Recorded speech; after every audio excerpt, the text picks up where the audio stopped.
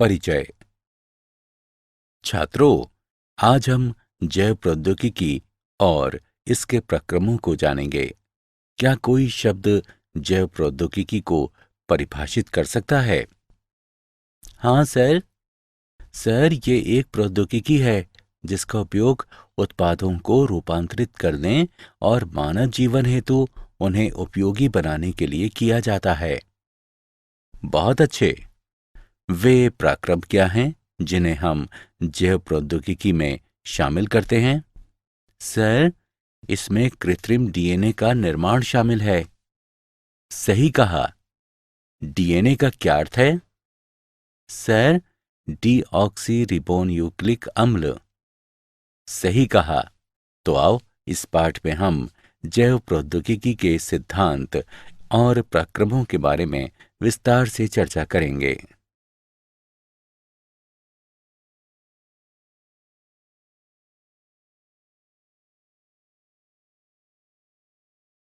उद्देश्य। इस पाठ के अंत में आप निम्न करने में सक्षम हो जाएंगे: जैव प्रौद्योगिकी के सिद्धांतों का वर्णन करना, एक कृत्रिम पुनर्योगज डीएनए अणु के निर्माण का वर्णन करना, पुनर्योगज डीएनए प्रौद्योगिकी के साधनों का वर्णन करना, डीएनए खंड के पृथक्करण एवं विलगन की चर्चा करना, क्लोनिंग संवाहक का वर्णन करना, पुनर्योगज डीएनए प्रौद्योगिकी के प्रक्रमों का वर्णन करना। जैव प्रौद्योगिकी के सिद्धांत। जैव प्रौद्योगिकी एक तकनीक है जिसमें उत्पादों को बनाने या रूपांतरित करने, पौधों या जंतुओं में सुधार करने के लिए या विशिष्ट उपयोग हेतु सूक्ष्म जीवों का विकास करने के लिए जीवों का उपयोग किया जाता है।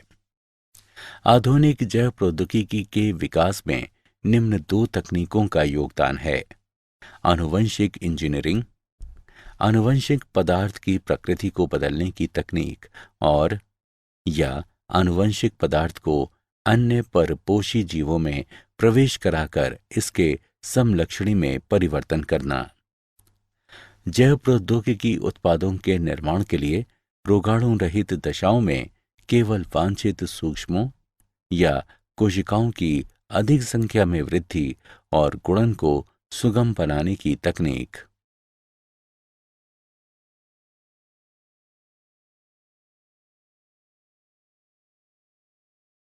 आनुवंशिक इंजीनियरिंग के सिद्धांतों का विकास। संकरण उत्पादों में सुधार के लिए पादप प्रजनन और जंतु प्रजनन में उपयोग की जाने वाली पारंपरिक विधि है। इसमें प्रायः वांछित जीन के साथ साथ अवांछित जीन का समावेश भी हो जाता है। संकरण की कमियों को दूर करने के लिए आनुवंशिक इंजीनियरिंग द्वारा पुनर्योगज डीएनए विकसित किया जा सकता है। विजातीय डीएनए या कृत्रिम डीएनए से जुड़ा परपोषी डीएनए पुनर्योगज डीएनए कहलाता है।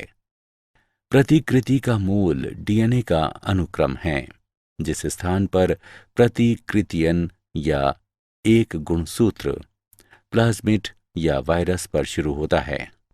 जीवाणु, प्लाज्मिड तथा छोटे वायरसों सहित छोटे डीएनए के लिए एकल मूल ही पर्याप्त है।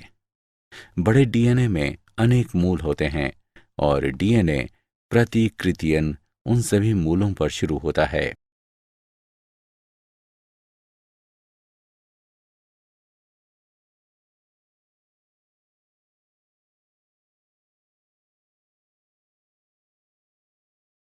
कृत्रिम पुनर्योगज डीएनए अणु का निर्माण।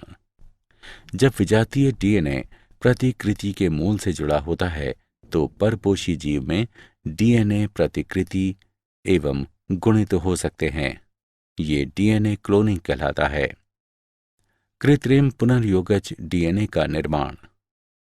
प्लाज्मिड अतिरिक्त गुणसूत्र डीएनए हैं जो एक जीवाणु से दूसरे जीवाणु तक जीन या डीएनए स्थानांतरित कर सकते हैं। वे साल्मोनेला टाइफीमोरियम के प्लाज्मिड से प्रतिजैविक प्रतिरोधी जीन को प्रतिबंधन एंजाइम्स द्वारा काटकर अलग करते हैं। पृथक जीन डीएनए लीकेज एंजाइम द्वारा प्लाज्मिड से जुड़ा हुआ था। ये पुनर्योगित डीएनए पात्रे बनाता है जो प्रयोगशाला की दशाएं हैं।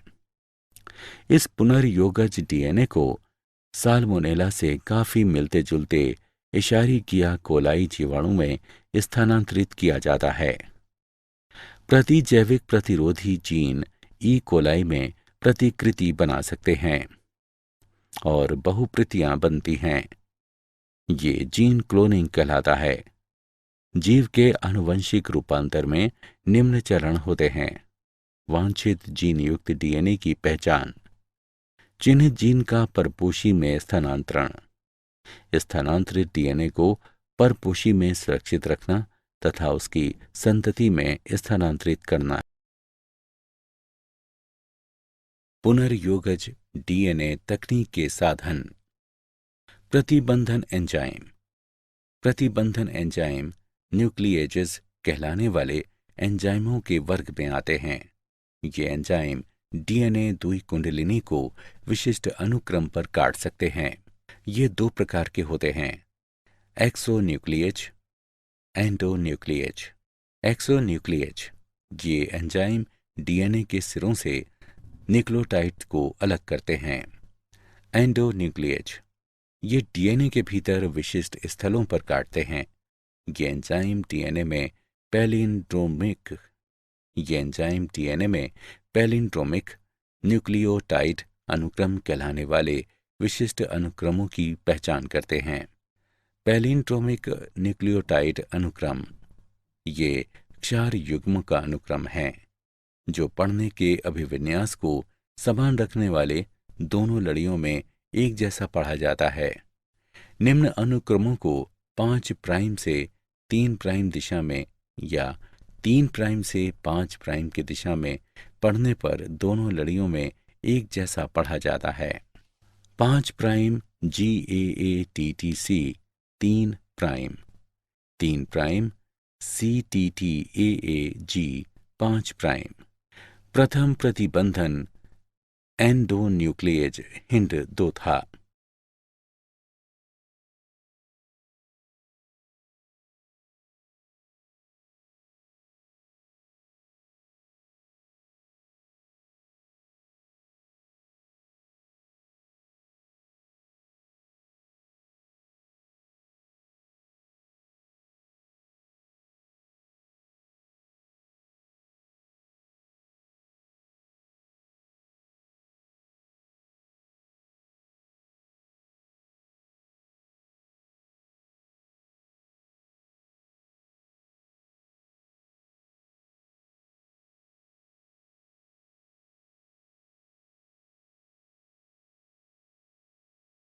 प्रतिबंधन एंडोन्यूक्लिएज एंजाइम की क्रिया द्वारा पुनर्योगज डीएनए के निर्माण में चरण। कुछ जीवाणु में प्रतिबंधन एंजाइम प्राकृतिक रूप से पाए जाते हैं और विषाणुओं के विरुद्ध रक्षा तंत्र के रूप में कार्य करते हैं। प्रत्येक प्रतिबंधन एंजाइम एक विशिष्ट स्थल यानी पहचान स्थल पर काटता है जहां न्यूक्लियोटाइड्स का एक विशिष्ट अनुक्रम पाया जाता है। प्रतिबंधन एंजाइम EcoR1 में निम्न पहचान स्थल होते हैं: GAATTC, CTTAAG। इसका अर्थ है कि EcoR1 इस अनुक्रम में केवल G और A के बीच काटेगा। चरण 1 EcoR1 के लिए पहचान स्थल युक्त डीएनए का एक खंड नीचे दिया गया है। चरण 2 EcoR1 डीएनए लड़ी को पहचान स्थल पर काटता है G और A के बीच। चरण 3 डीएनए लड़ी विखंडित हो जाती है। इससे खुले न्यूक्लियोटाइड्स या चिपचिपे छोर वाले डीएनए खंड उत्पन्न होते हैं। अन्य प्रतिबंधन एंजाइम उदाहरण के लिए हिंड 2 में सीध में काटता है और बंद न्यूक्लियोटाइड वाले डीएनए खंड उत्पन्न करता है। ये खंड अनासंजी सिरे कहलाते हैं। चिपचिपे सिरे और अनासंजी सिरे एक अन्य डीएनए एंजाइम लीकेज द्वारा बंधन कहलाने वाली प्रक्रिया में आपस में जोड़े जा सकते हैं। डीएनए लीकेज डीएनए की मरम्मत और प्रतिकृतियन में शामिल होते हैं। लीकेज का कार्य बंधन कहलाने वाली प्रक्रिया में डीएनए खंडों को पुनः जोड़ना है। डीएनए खंड 4 युग्म रेखण का उपयोग करके आपस में जुड़ जाते हैं। डीएनए के एक खंड के खुले न्यूक्लियोटाइड्स दूसरे डीएनए खंड के लिए 4 युग्मों द्वारा आकर्षित किए जाते हैं। खंड एंजाइम डीएनए लीकेज द्वारा जुड़े होते हैं, जो खंडों को उनकी शर्करा फॉस्फेट रीढ़ पर जोड़ते हैं। यदि डीएनए खंड अलग अलग स्रोतों से है तो पुनर्योजन डीएनए उत्पन्न होता है।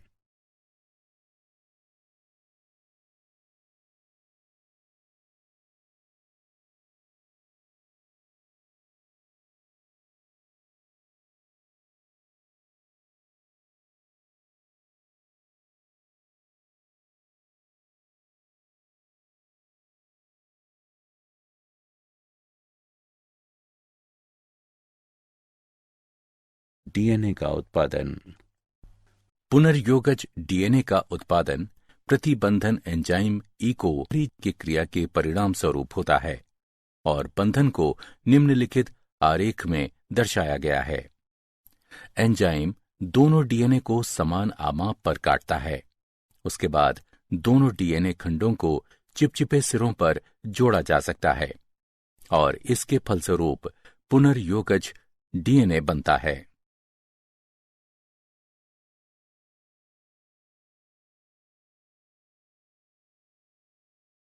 डीएनए खंड का पृथक्करण एवं विलकन।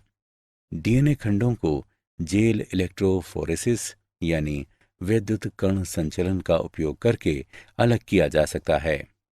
विभिन्न आकार वाले अणुओं को सरंध्री स्पंज जैसे मैट्रिक्स में अलग करने के लिए इलेक्ट्रोफोरेसिस में विद्युत धारा का उपयोग किया जाता है। बड़े अणुओं की तुलना में छोटे अणु जेल रंध्रों से बहुत आसानी से गति करते हैं। फिल शाप्र, जो सैमब्रुक और बिल सागडेन ने अत्यधिक शुद्ध समुद्री घास से बने एगारोज जेल का उपयोग करके डीएनए इलेक्ट्रोफोरेसिस तकनीक विकसित की है। जेल को विद्युत प्रवाहित होने वाले लवण विलयन से भरे टैंक में डुबोया जाता है। पिपेट का उपयोग करके डीएनए प्रतिदर्श को एगारोज जेल में बने स्थानों में लाता जाता है। डीएनए प्रतिदर्श रंगहीन होते हैं, लेकिन शोधकर्ता नीले रंग की ट्रैकिंग डाई मिलाते हैं। इससे प्रतिदर्शों को लादना और जेल से होकर डीएनए प्रवासन को आंखों द्वारा देखना आसान हो जाता है। डीएनए रीढ़ में स्थित फॉस्फेट समूह ऋणात्मक आवेशित ऑक्सीजन लेकर डीएनए अणु को पूरी तरह से ऋण आवेशित कर देते हैं। विद्युत धारा में ऋणात्मक आवेशित डीएनए इलेक्ट्रोफोरेसिस कक्ष के धनात्मक ध्रुव की ओर चले जाते हैं। डीएनए अणु एगारोज मैट्रिक्स के रंध्रों की रेप्टेशन, रेप्टाइल जैसे सप्र की तरह की क्रिया द्वारा जेल से होकर स्थानांतरित होते हैं। दिए गए समय में छोटे डीएनए खंड बड़े खंडों की तुलना में तेजी से गति करते हैं और अधिक दूर तक जाते हैं। इस तरह डीएनए खंड एक एगारोज जेल में आमाप अनुसार अलग अलग किए जा सकते हैं।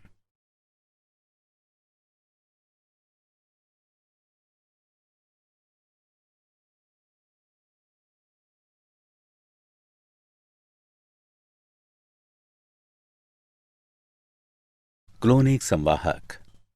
एक डीएनए अणु जो विजातीय डीएनए को एक परपोषी की कोशिका में ले जाता है, जीवाणु कोशिका के भीतर प्रतिकृति बनाता है और स्वयं की अनेक प्रतियां उत्पन्न करता है और विजातीय डीएनए क्लोनिंग संवाहक कहलाता है।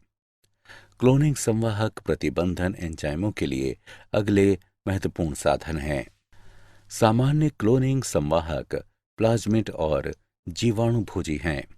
एक संवाहक में क्लोनिंग को आसान करने के लिए निम्न विशेषताओं की आवश्यकता होती है। प्रतिकृतियन की उत्पत्ति यानी मूल। यह एक अनुक्रम है जहां से प्रतिकृतियन की शुरुआत होती है और डीएनए का कोई भी टुकड़ा जब इस अनुक्रम से जुड़ जाता है तो अगली कोशिकाओं में प्रतिकृतियन कर सकता है। वर्ण योग्य चिन्हक। मूल ओरी के साथ संवाहक को वर्ण योग्य चिन्हक की भी आवश्यकता होती है जो रूपांतरजों और अरूपांतरजों की पहचान करने में सहायता करते हैं। उदाहरण के लिए एम्पिसिलिन, क्लोरैम्फेनिकोल, टेट्रासाइक्लिन आदि जैसे प्रतिजैविकों के प्रति प्रतिरोध क्रोडित करने वाले जीनों का वर्ण योग्य चिन्हकों के रूप में उपयोग किया जाता है।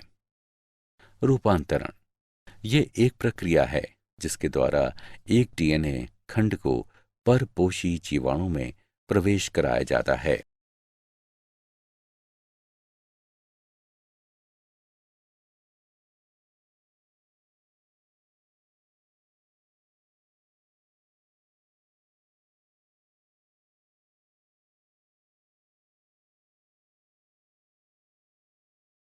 क्लोनिंग संवाहक। क्लोनिंग स्थल ये वे स्थल हैं जहां पर विजातीय डीएनए जुड़ता है। निवेशी निष्क्रियता। प्रतिजैविक प्रतिरोधी जीन का उपयोग करके पुनर्योगजों का चयन करना एक जटिल प्रक्रिया है, इसलिए एक वैकल्पिक विधि विकसित की गई है। इसमें रूपांतरजों, पुनर्योगजों और अपुनर्योगजों की पहचान क्रियाधार की उपस्थिति में रंग उत्पन्न करने की उनकी क्षमता के आधार पर की जाती है। इसमें एक पुनर्योगज डीएनए को ए ग्लैक्टोसाइजिस एंजाइम के अनुक्रम में प्रवेश कराया जाता है, जिसके फलस्वरूप एंजाइम निष्क्रिय हो जाते हैं और इसे निवेशी निष्क्रियता कहते हैं। इसलिए इस प्रकार के जीवाणु द्वारा नीला रंग नहीं प्रदान किया जाएगा, अपुनर्योगज नीला रंग प्रदान करेंगे। पौधों व जंतुओं में जीन क्लोनिंग हेतु संवाहक। जीनों को स्थानांतरित करने के लिए कुछ जीवाणु और वायरस का उपयोग किया जाता है। उदाहरण के लिए अनेक द्विबीजपत्री पौधों पर पाया जाने वाला रोगजनक एग्रोबैक्टीरियम ट्यूमीफेशियंस टी डीएनए कहलाने वाले डीएनए का खंड स्थानांतरित करता है और पौधों की कोशिकाओं को ट्यूमर अर्बुद में रूपांतरित कर देता है और अर्बुद कोशिकाएं रोगजनक के लिए जरूरी रसायनों का उत्पादन करती हैं। अब इस जीवाणु के टीआई प्लाज्मिड का उपयोग अपनी अभिरुचि के जीन को अनेक पौधों में स्थानांतरित करने के लिए किया जा सकता है। जंतुओं में पश्च विषाणु परपोषी कोशिकाओं को संबंधित कोशिकाओं में रूपांतरित करने के लिए अपने डीएनए को परपोषी कोशिका में स्थानांतरित कर सकता है। इसलिए पश्च विषाणु का एक संवाहक के रूप में उपयोग किया जाता है यदि हानिकारक डीएनए को अभिरुचि के जीन द्वारा बदला जा सकता है। सक्षम आतिथ्य यानी पुनर्योगज डीएनए के साथ रूपांतरण हेतु। डीएनए जलरागी अणु होते हैं, इसलिए इसे कोशिका झिल्ली से होकर गुजारने के लिए कोशिका को कैल्शियम जैसे द्विसंयोजन धनायन की विशिष्ट सांद्रता के साथ संसाधित किया जाता है। ऐसी कोशिकाओं को पहले पुनर्योगिज डीएनए के साथ बर्फ पर रखा जाता है, तब पुनर्योगिज डीएनए को उन कोशिकाओं में बलपूर्वक प्रवेश कराया जाता है। इसके बाद उन्हें थोड़े समय के लिए 42 डिग्री सेल्सियस पर रखा जाता है और पुनः इसे वापस बर्फ पर रखा जाता है। विजातीय डीएनए को प्रवेश कराने की अन्य विधियां सूक्ष्म अंतःक्षेपण और बायोलिस्टिक या जीन गन हैं। सूक्ष्म अंतःक्षेपण में डीएनए को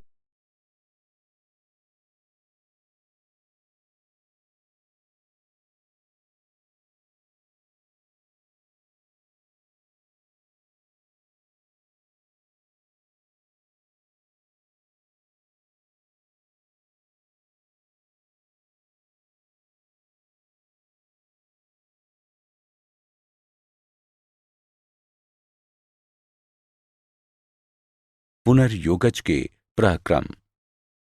पुनर्योगज डीएनए तकनीक में अनेक चरण शामिल होते हैं, जैसे आनुवंशिक पदार्थ डीएनए का पृथक्करण, डीएनए को विशिष्ट स्थलों पर काटना, पीसीआर का उपयोग करके अभिरुचि के जीन का प्रवर्धन, परपोषी कोशिका या जीव में पुनर्योगज डीएनए का निवेशन, बाहरी जीन उत्पाद प्राप्त करना, अनुप्रवाह संसाधन, आनुवंशिक पदार्थ डीएनए का पृथक्करण। प्रतिबंधन एंजाइम की क्रिया के लिए डीएनए को शुद्ध रूप में प्राप्त किया जाना चाहिए। ये लाइसोजाइम, सेलुलोज, काइटिनेज जैसे एंजाइमों से जीवाणु कोशिकाओं को संसाधित करके किया जाता है। डीएनए हिस्टोन, प्रोटीन और आरएनए के साथ गुंथे रहते हैं। आरएनए को रिबोन्यूक्लेज से उपचारित करके, जबकि प्रोटीन को प्रोटीएज से उपचारित करके अलग किया जाता है। अन्य अणुओं को उचित उपचार द्वारा अलग किया जाता है और अनंत गुत्वा द्रुत शीतित एथेनॉल मिलाने से शोधित डीएनए अवक्षेपित हो जाता है। डीएनए को विशिष्ट स्थलों पर काटना। शोधित अणुओं को इष्टतम परिस्थितियों में रखने पर प्रतिबंधन एंजाइम का उपयोग किया जाता है। प्रतिबंधन एंजाइम की वृद्धि जांचने के लिए पाचन एगारोज जेल इलेक्ट्रोफोरेसिस का उपयोग किया जाता है। पुनर्योगज डीएनए तैयार करने के लिए स्रोत डीएनए से काटा गया अभिरुचि का जीन तथा खाली जगह के साथ कटे हुए संवाहक को मिश्रित किया जाता है और लिगेज मिलाया जाता है। पुनर्योगज डीएनए प्रौद्योगिकी के प्रक्रम। पीसीआर का उपयोग करके अभिरुचि के जीन का प्रवर्धन। पॉलीमरेज श्रृंखला अभिक्रिया यानी पीसीआर विशिष्ट डीएनए अनुक्रमों का घातांकी प्रवर्धन प्रदान करती है। पीसीआर के लिए आवश्यक है डीएनए टेम्पलेट, कोई भी स्रोत जिसमें एक या अधिक लक्षित डीएनए अणु होते हैं प्रवर्धित किए जाते हैं। उपक्रमक समान G+C सामग्री के साथ साथ लगभग 10 से 18 न्यूक्लियोटाइड्स के रासायनिक संश्लेषित अल्प न्यूक्लियोटाइड का युग्म उपक्रमकों के रूप में कार्य करता है, जो एक दूसरे के प्रति सीधे डीएनए संश्लेषित करते हैं। एंजाइम सामान्य रूप से उपयोग किए जाने वाले दो एंजाइम हैं, टैग पॉलीमरेज और वेंट पॉलीमरेज। ये 95 डिग्री सेल्सियस पर 1 से 2 मिनट तक बचे रह सकते हैं। इस तकनीक में 3 चरण शामिल हैं। 1. विकृतीकरण, लक्षित डीएनए का गलन। द्विलड़ीय डीएनए से इसकी पूरक लड़ियों को पृथक करने के लिए उच्च तापमान यानी 15 सेकंड के लिए 95 डिग्री सेल्सियस का उपयोग करके इसे विकृत किया जाता है। डीएनए संश्लेषण के लिए प्रत्येक पृथक एक लड़ीय डीएनए टेम्पलेट के रूप में कार्य करता है। 2. उपक्रमक तापानुशीलन। विकृत डीएनए लड़ियों के लिए 2 अल्प न्यूक्लियोटाइड उपक्रमकों का तापानुशीलन अतिरिक्त उपक्रमक मिलाकर और 60 सेकंड के लिए लगभग 68 डिग्री सेल्सियस तापमान कम करके किया जा सकता है। उपक्रमक हाइड्रोजन बंध बनाते हैं जो डीएनए अनुक्रम के दोनों सिरों पर डीएनए का तापानुशीलन करता है। 3. उपक्रमकों का विस्तार, बहुलकीकरण। डीएनए पॉलीमरेज उपक्रमकों को बढ़ाने के लिए उपक्रमक की बहुलकीकरण प्रक्रिया की शुरुआत करता है, जिसके परिणाम स्वरूप लक्षित डीएनए अनुक्रम की प्रतियों का संश्लेषण होता है। उपयोग किए जाने वाले 2 एंजाइम टैग पॉलीमरेज और वेंट पॉलीमरेज हैं। पुनर्योगज डीएनए प्रौद्योगिकी के प्रक्रम। परपोषी कोशिका या जीव में पुनर्योगज डीएनए का निवेशन। यदि पुनर्योगज डीएनए को जिसमें प्रतिजैविक एम्पिसिलिन प्रतिरोधी जीन स्थित होता है, ई कोलाई कोशिकाओं में स्थानांतरित किया जाता है, तो परपोषी कोशिका एम्पिसिलिन प्रतिरोधी कोशिकाओं में रूपांतरित हो जाती हैं। इस स्थिति में एम्पिसिलिन प्रतिरोधी जीन वर्ण योग्य चिन्ह कहलाता है। बाहरी जीन उत्पाद प्राप्त करना। विजातीय डीएनए जीन अभिव्यक्ति द्वारा वांछित प्रोटीन उत्पन्न करने के लिए प्रायः गुणित हो जाता है। जब प्रोटीन कूट लेखन जीन की किसी विषमजात परपोषी में अभिव्यक्त होता है तो इसे पुनर्योगज प्रोटीन कहते हैं। अधिक मात्रा में उत्पादों को उत्पन्न करने के लिए 100 से 1000 लीटर आयतन वाले बायोरिएक्टर का उपयोग किया जाता है। बायोरिएक्टर वृद्धि परिस्थितियों यानी तापमान, पीएच, क्रियाधार, लवण, विटामिन, ऑक्सीजन का उपयोग करके वांछित उत्पाद प्राप्त करने के लिए अनुकूलतम परिस्थितियां प्रदान करता है। प्रायः विलोडन प्रकार के बायोरिएक्टर का उपयोग किया जाता है जो सामान्यतः बेलनाकार होते हैं या जिनके आधार घुमावदार होते हैं। विलोडक बायोरिएक्टर में ऑक्सीजन उपलब्धता व उसके मिश्रण का काम करते हैं। विकल्पतः हवा बुलबुले के रूप में बायोरिएक्टर में भेजी जा सकती है।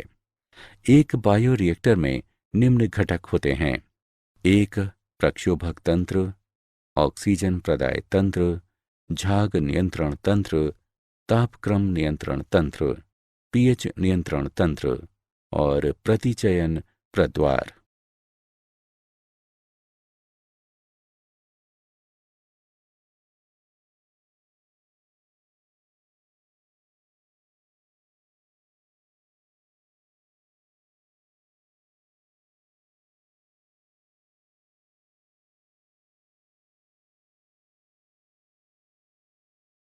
पुनर्योगज डीएनए प्रौद्योगिकी के पराक्रम। अनुप्रवाह संसाधन। इसमें पृथक्करण व शोधन शामिल है। इसे सामूहिक रूप से अनुप्रवाह संसाधन कहते हैं। औषधि के मामले में ऐसे संरूपण को चिकित्सीय परीक्षण से गुजारते हैं। अनुप्रवाह संसाधन प्रत्येक उत्पाद के लिए भिन्न भिन्न होता है।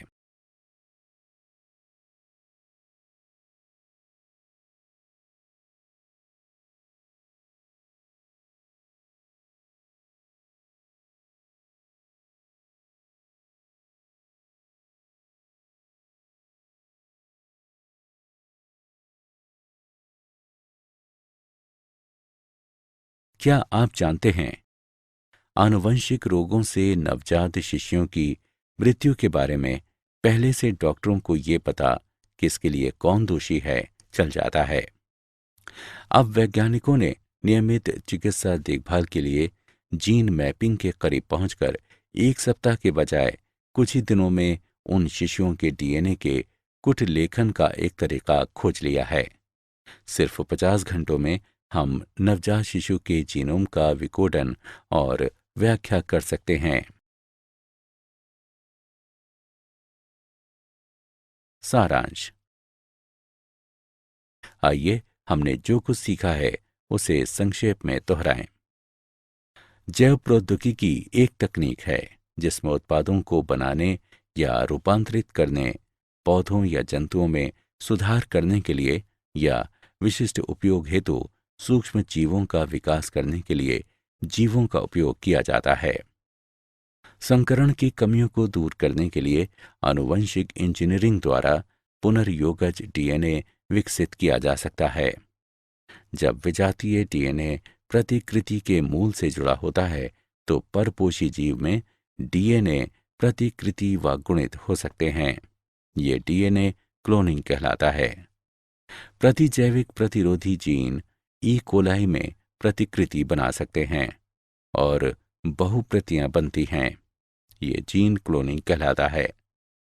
प्रतिबंधन एंजाइम डीएनए द्विकुंडलिनी को विशिष्ट अनुक्रम पर काट सकते हैं। पुनर्योगज डीएनए प्रतिबंधन एंजाइम को पुनर्योगज डीएनए प्रतिबंधन एंजाइम EcoR1 और बंधन की क्रिया द्वारा उत्पन्न किए जा सकते हैं। डीएनए खंडों को जेल इलेक्ट्रोफोरेसिस यानी विद्युत कण संचलन का उपयोग करके अलग किया जा सकता है।